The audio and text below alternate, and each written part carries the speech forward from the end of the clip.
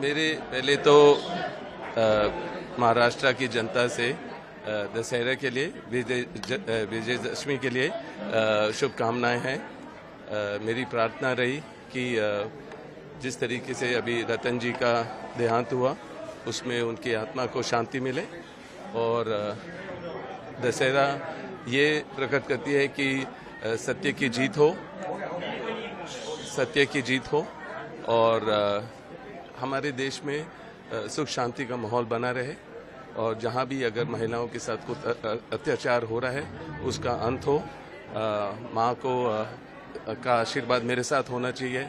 जहाँ मैं देखता हूँ काफ़ी मंत्री और इतने भी कि प्रधानमंत्री भी मेरा नाम लेते हैं जब भी प्रचार करते हैं जो बेबुनियाद गलत इल्ज़ाम होते हैं हमेशा।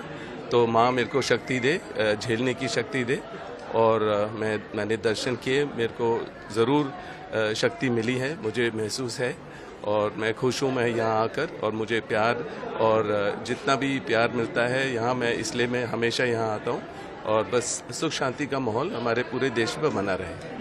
आपने कहा कि आप पे हमेशा आरोप लगते हैं, आप खुद कभी राजनीति में नहीं रहे, कोई चुनाव आपने नहीं लड़ा, हमारी जानकारी में बिल्कुल नहीं लड़ा, उसके बाद भी आप राजनीतिक चर्चाओं के केंद्र में होते हैं, राजनीतिक लोग आप पे आरोप प्रत्यारोप करते रहते हैं, तो इतना महत्व क्यों है आपका राजनीति खाली एक परिवार से जुड़ा होने के नाते? बिल्कुल, क्योंकि मैं गांधी परिवार का सदस्य हूँ और हमेशा लड़ता हूँ सत्य के लिए। जीत हमेशा जो सही चीज़ होनी चाहिए, जो भी गलत हो रहा है, जो भी मुद्दे हैं देश के, उसके लिए हमेशा मैं लड़ा हूँ।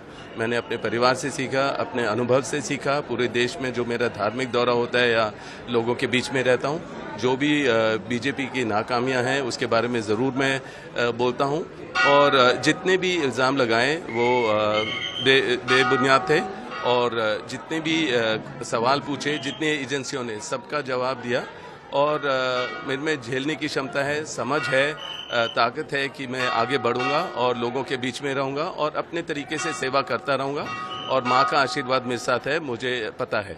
हरियाणा चुनाव में आप एक केंद्र बिंदु बन गए थे कुछ समय के लिए, जब कुछ प्रधानमंत्री ने और बाकी बड़े बीजेपी नेताओं ने आपका नाम लिया था। हाँ जी। बीजेपी चुनाव वहाँ जीती है लेकिन हमेशा चर्चा कांग्रेस की रही, बाजी आपके हिसाब से कहाँ पलट गई? वो कार्रवाई कांग्रेस वाले करेंगे पर मुझे पता है जो हरियाणा की जनता है वो खुश नहीं थी जो भी रिजल्ट आया। वहाँ कुछ ईवीएम हैं जिसमें 99% बैटरी बचत थी और किसी में 65-64% थी। जो 65-64% बैटरी थी उसमें मतलब कि उसके नतीजे सही आए, पर 99 वालों में लग रहा था कुछ गड़बड़ी थी। तो कांग्रेस वालों ने इलेक्शन कमीशन से बात की है। मैं उम्मीद करता हूँ कि वो न्यूट्रल रहेंगे और इसमें कार्रवाई करेंगे और ज़रूर पता करेंगे कि क्या गलती हुई। पर फिर भी कांग्रेस को अंदरूनी अपना देखना पड़ेगा कि क्या ज़रूरत है लोगों की और क्यों ऐसा रिजल्ट आया। और हमें जनता ने जिस सरकार को चुना है, हमें ये देखना है कि हरियाणा में प्रगति हो और जहाँ भी जो मुद्दे असल में हैं, जो वहाँ बात नहीं हुई है बेरोजगारी के और महिला की सुरक्षा और किसानों की, वो हमें एकजुट होकर प्रगति की ओर देखना चाहिए हरियाणा के लोगों के लिए। जी भारत।